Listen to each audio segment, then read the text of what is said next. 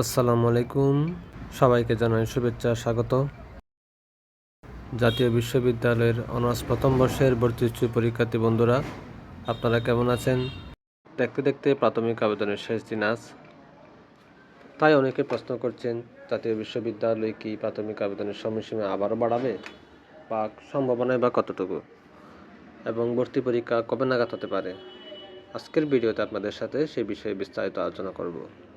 জাতীয় বিশ্ববিদ্যালয়ের বিগত সেশন অর্থাৎ 2024-25 শিক্ষাবর্ষের দিকে আমরা তাকালে দেখতে পাই, কর্তৃপক্ষ 3 দফা প্রাথমিক আবেদনের সময়সীমা বাড়িয়েছিল। তাই এবারও আশা করা যাচ্ছে প্রাথমিক আবেদনের সময়সীমা আবারও বাড়াবে। সম্ভাবনা রয়েছে 10 থেকে 20%।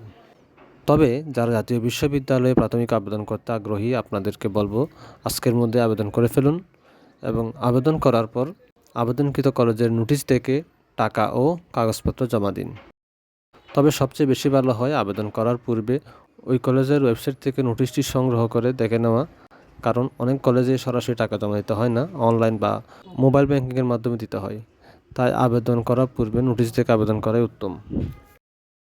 আর যারা ইতিমধ্যে আবেদন সম্পন্ন করেছেন, আপনারা অবশ্যই চেক করে নেবেন আপনার আবেদনটি কলেজ কর্তৃক রিসিভ হলো কিনা।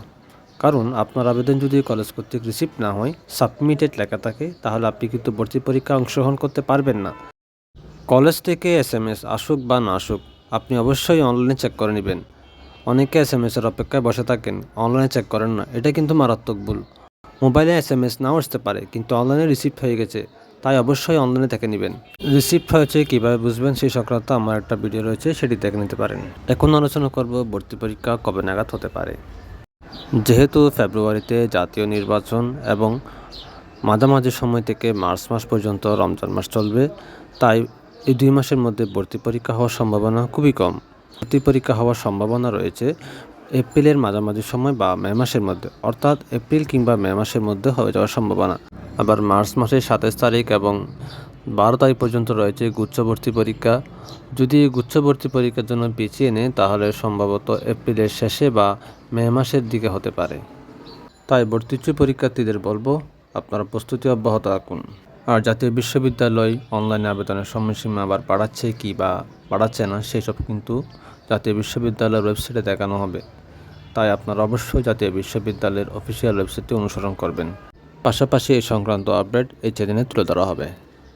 তাছাড়া আপনার যদি কোনো প্রশ্ন থাকে ভর্তি বিষয়ে, তাহলে আপনি কমেন্টে জানাতে পারেন। সবাইকে আবারও ধন্যবাদ ও শুভকামনা জানিয়ে বিদায় নিচ্ছি। আল্লাহ হাফেজ, ভালো থাকুন।